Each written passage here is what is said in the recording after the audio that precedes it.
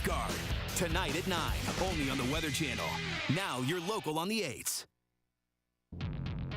A wind advisory is in effect.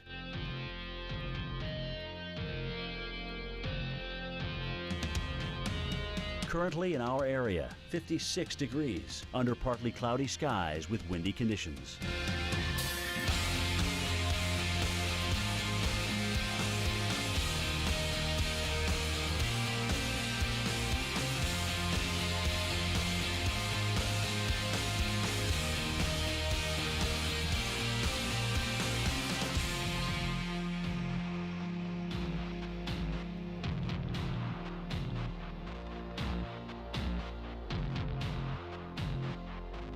This afternoon, partly cloudy and windy. High 61. Winds could occasionally gust over 40 miles per hour.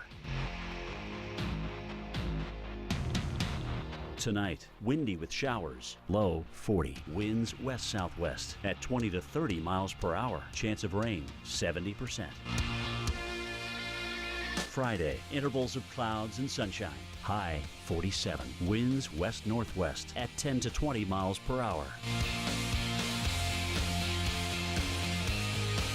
Here's our 7-day outlook.